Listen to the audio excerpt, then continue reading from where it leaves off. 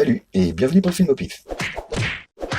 Bienvenue pour ce nouveau numéro du film au pif, mais avant de commencer, j'aimerais vous toucher quelques mots sur la partie réalisation des épisodes, parce que je suppose que certains d'entre vous auront remarqué que j'ai encore quelques petits problèmes de réglage, notamment sur la luminosité et parfois la mise au point, dû au fait que je maîtrise encore pas tout à fait l'application de mon appareil, donc ça peut poser quelques petits problèmes. C'est-à-dire que quand moi je tourne, si vous voulez, j'enchaîne les plans. Alors bien évidemment, je fais des coupes, le temps de réfléchir à la prochaine phrase que je vais vous dire, mais j'enchaîne sans contrôler un petit peu le résultat. Et c'est une fois au montage que je me rends compte qu'il peut y avoir des différences de luminosité, notamment d'un plan à l'autre. Et ce, même sur un plan, sur un même plan. Hein. C'est-à-dire là, par exemple, sur le plan où je suis au milieu par rapport à la caméra, je peux avoir un plan très clair et la fois d'après, un plan beaucoup plus sombre. Truc que j'essaye un petit peu de corriger au montage, on va dire, mais parfois ça peut ne pas être tout à fait probant, quoi. Et donc j'espère que ça ne vous gêne pas trop au visionnage, et si c'est le cas, je m'en excuse, quoi. Ceci étant dit, on va pouvoir passer à l'épisode du jour. Mais avant de commencer, je vais d'abord vous rappeler rapidement le concept assez simple qui consiste à piocher un film soit dans les étagères d'un côté, soit de l'autre, et d'essayer de vous en parler comme ça, de mémoire, de vous dire les quelques trucs que je peux savoir autour du film, histoire de vous donner envie de le voir, quoi. Et comme le veut la tradition du film au pif, avant de passer au piochage, je dois essayer de deviner de quelle année est le film que je vais piocher. Et sur ce coup-là, je vais dire... Allez, 2001. Alors, on va vérifier ça tout de suite, et comme la dernière fois j'ai pioché plutôt de ce côté, cette fois-ci, je vais aller vers ce côté-là. Alors, voyons ça, sans faire tomber quoi que ce soit. Tant pis, et je chope le dernier Indiana Jones. Indiana Jones et le cadran de la destinée. Oh yeah! Je vais peut-être d'abord commencer par ranger ce que j'ai fait tomber. Hein, vous voyez, c'est le camion de Barracuda dans l'agence touristique. Bon. Tac. Voilà. On y va. Alors, pour le coup, je ne vais pas avoir plus récent comme film, puisque c'est le dernier que j'ai acheté. Et vous voyez, je me souvenais à peine du titre. Et d'ailleurs, ça veut dire que j'ai encore perdu mon pari. J'avais dit 2001, il s'agit d'un film de 2022. 3. Je ne sais même plus d'ailleurs. 23. Alors, Indiana Jones et le cadran de la destinée. Alors là, il s'agit d'un film qui est sorti l'année dernière au cinéma, donc je l'ai vu 2 fois, une fois au cinéma et une fois en DVD, puisque je ne l'ai quand même pas acheté pour rien. Donc je l'ai regardé. Donc ça va être compliqué d'avoir de vrais souvenirs, mais comme ils sont encore à peu près frais, ça devrait passer. Voyons voir ce qu'on peut en dire. À commencer par le casting, puisque pour le rôle titre, le rôle d'Indiana Jones, on y retrouve encore une fois Harrison Ford. Alors je sais qu'il y a pas mal de monde qui a dit oui, mais Harrison Ford maintenant il est trop vieux, ça se voit. Il faudrait qu'il raccroche les gants et peut-être repasser le flambeau à un autre acteur, pourquoi pas, faire un reboot de la saga, etc., etc. Oui, mais alors là, non. Parce que Indiana Jones, ça ne peut être que Harrison Ford, qu'on le veuille ou non. On va aussi retrouver John Rhys Davies qui joue le rôle de Salah, qu'on avait déjà vu dans le premier, c'est-à-dire Les Aventuriers de l'Arche perdue, et dans le numéro 3, c'est-à-dire La Dernière Croisade. Oh, la voiture de mon beau-frère! John Rhys Davies, c'est cet acteur qui jouait dans la série Sliders, les mondes parallèles, une série culte des années 90, et qui ressemblait fortement à Luciano Pavarotti. En tout cas, moi, je trouve qu'il ressemblait fortement à Luciano Pavarotti.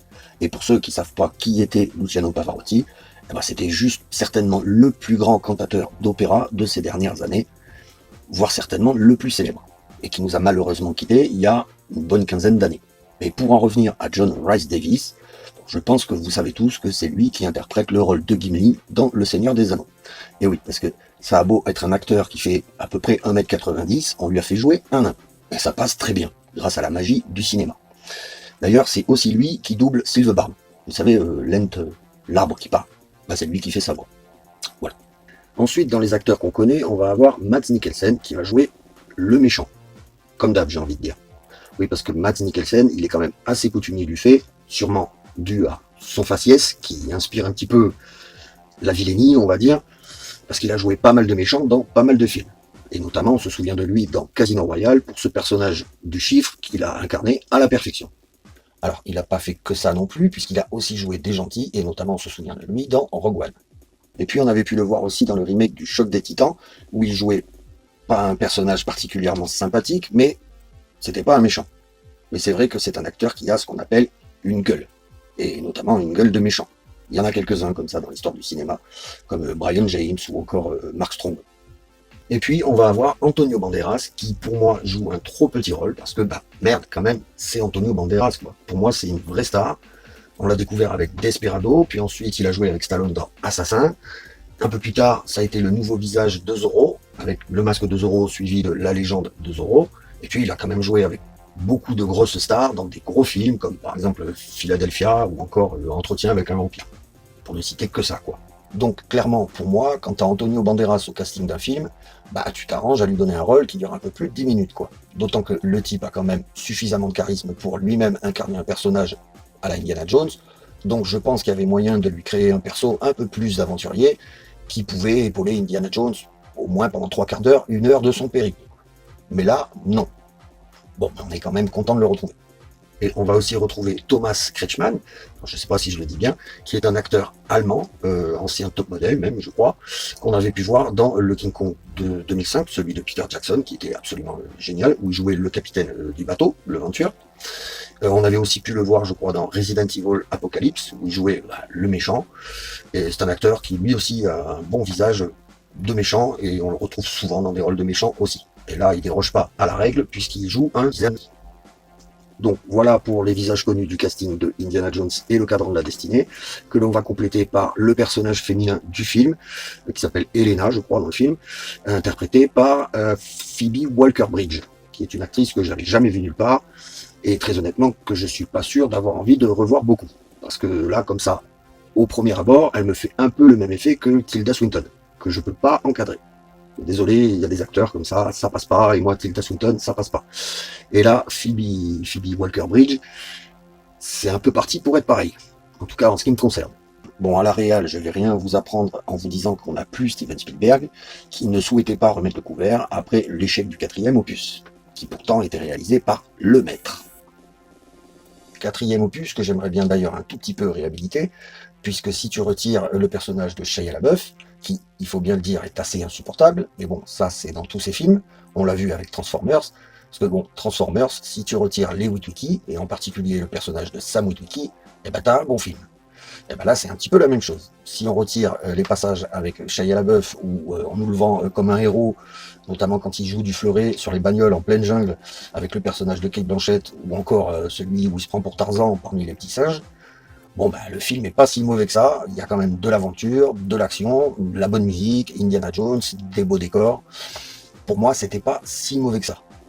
Surtout compte tenu de ce qui sort actuellement au cinéma. Mais bon, il y a Shia LaBeouf, quoi. Donc, bilan assez moyen.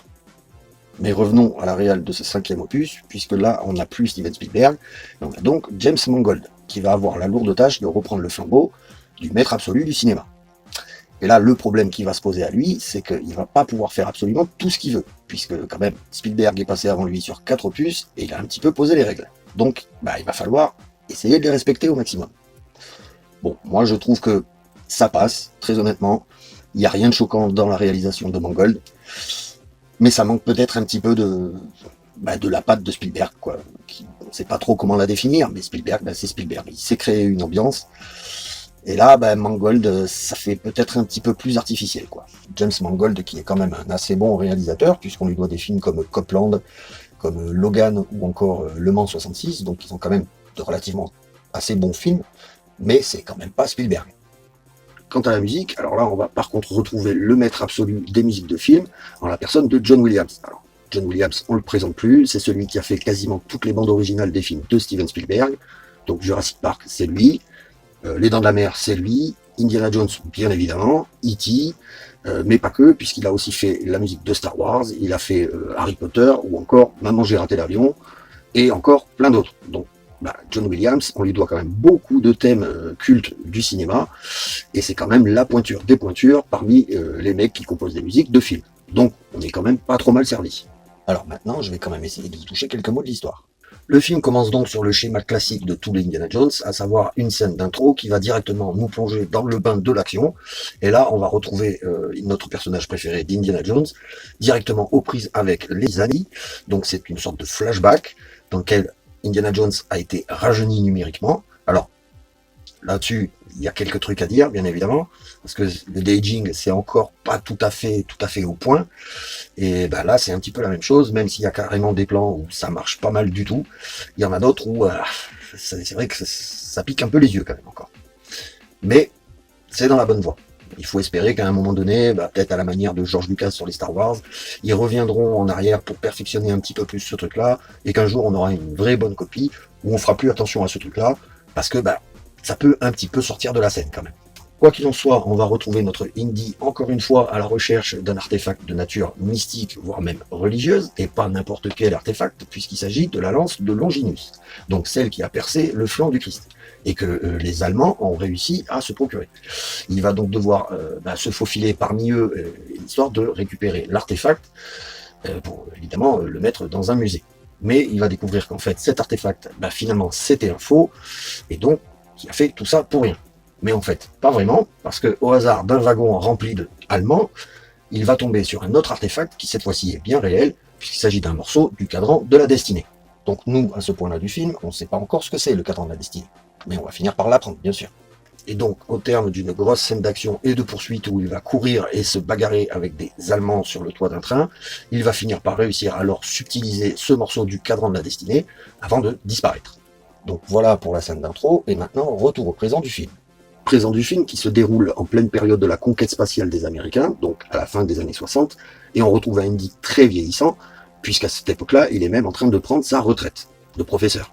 C'est même le passage qui personnellement m'a le plus dérangé, puisque là on retrouve un Indy quasiment dépressif, voire même au bout du rouleau, que même ses élèves ne respectent plus, lui qui auparavant était une légende à leurs yeux, et là clairement ils en ont rien à secouer de ce qu'il raconte, l'ancêtre. Et je trouve que c'est dommage d'être parti dans cette voie-là, parce que ça pète un peu le charisme du personnage.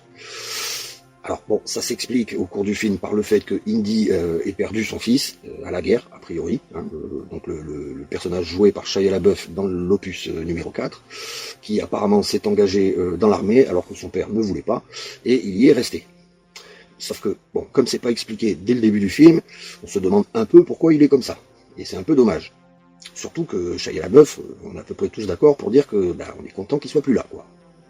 C'est donc là qu'on va faire la connaissance du personnage de Elena, qui a priori est sa petite filleule, si je dis pas bêtise. En tout cas, c'est la fille d'un de ses meilleurs amis, qui il aurait fait les 400 coups un petit peu, sauf qu'on n'en a jamais entendu parler avant de ce personnage. Donc ça fait un petit peu lapin sorti du chapeau.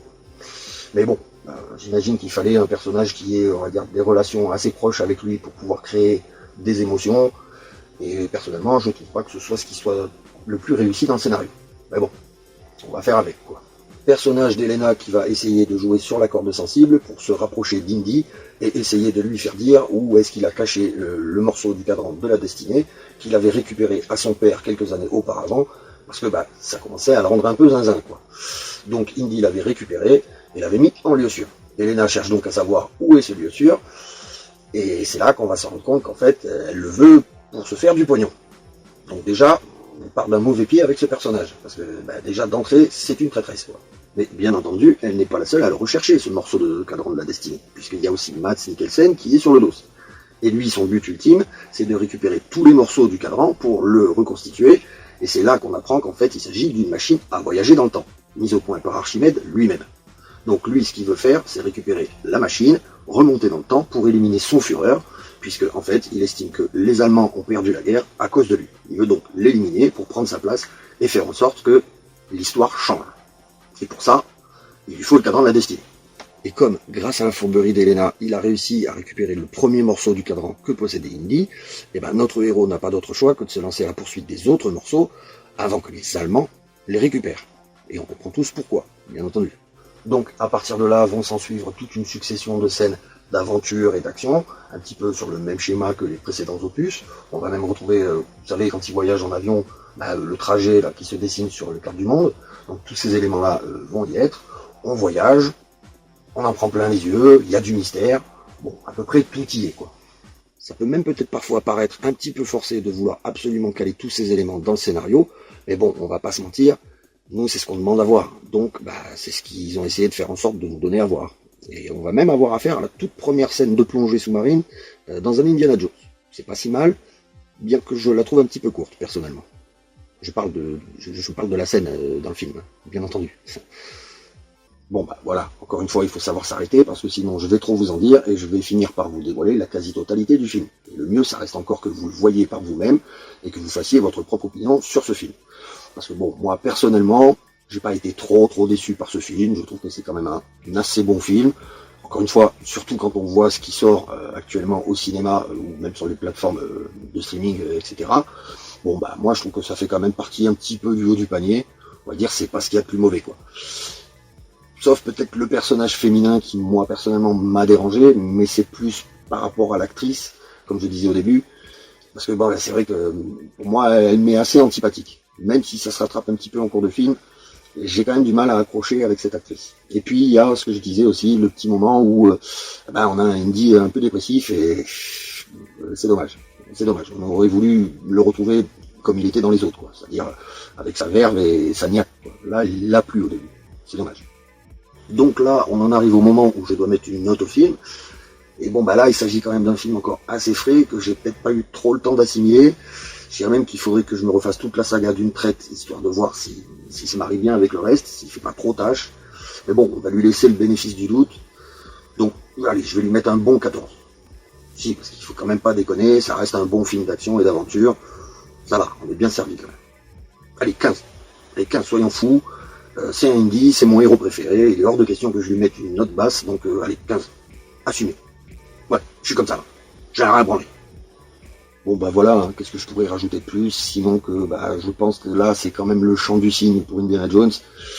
Je les vois mal faire un 6e opus, ou alors il faudrait vraiment qu'ils se dépêchent, parce que bon bah là Harrison Ford maintenant, ça va commencer à être assez compliqué quand même pour lui. Et le de-aging n'étant pas encore tout à fait au point, voilà, hein, à moins qu'il laisse des traces de son physique et qu'il laisse l'autorisation, peut-être après sa mort, de faire un Indy quand le de-aging, quand la technologie du de-aging sera enfin au point, éventuellement peut-être, mais bon, je pense que là c'est un petit peu fini. Encore qu'on pourrait peut-être imaginer une série de films d'animation. Pourquoi pas? Moi je pense que ça pourrait être le meilleur moyen de continuer à faire vivre le personnage, de le faire en animation. Comme ça on pourrait lui faire tout ce qu'on veut, il n'y aurait pas de problème d'âge d'acteur, de de-aging et tout ça. Ça pourrait s'étudier. Je serais curieux de savoir ce que vous en pensez d'ailleurs, tiens, dans les commentaires. N'hésitez pas à me dire si vous trouvez que c'est une bonne idée de le faire en animation, ou si au contraire, maintenant il s'agirait peut-être de le laisser en paix ce personnage. On en a fait le tour, voilà. Ou alors carrément si vous pensez qu'on peut partir sur un reboot de la saga avec un nouvel acteur et tout ça. Bon, moi personnellement, je suis pas pour cette idée, parce que comme je vous l'ai dit, pour moi Indiana Jones sans Harrison Ford, c'est pas Indiana Jones, ça marchera pas. Bon voilà, hein, c'est tout pour moi, pour ce Indiana Jones et le cadran de la destinée. Je vois pas tellement ce que je pourrais dire de plus, même si j'aime tellement ce personnage que j'ai franchement pas très envie de clôturer cette vidéo. Mais bon, les meilleures choses ont une fin. Et puis comme je vous ai dit, maintenant je pense que c'est à vous de voir le film et de vous faire votre propre avis. Hein. Je veux dire, chacun a son avis sur les choses. Moi j'ai bien aimé ce film, ça veut pas dire que vous aimerez. En tout cas, j'espère que je vous ai un petit peu donné envie de le voir. C'est en tout cas le but du film au pif. Voilà, il ne me reste plus qu'à remercier tous ceux qui sont allés jusqu'au bout de cette vidéo. J'espère que vous l'avez apprécié. J'espère aussi que vous avez apprécié les précédentes. En tout cas, n'hésitez pas à y jeter un œil si ce n'est pas déjà fait. N'hésitez pas non plus à vous abonner, à partager, le pouce, ou celui-là si vous préférez. C'est pareil, ça permet à la chaîne de grandir et d'être mieux référencée. Et puis moi, je vais vous dire à bientôt pour un prochain numéro du film au pif. Tchou!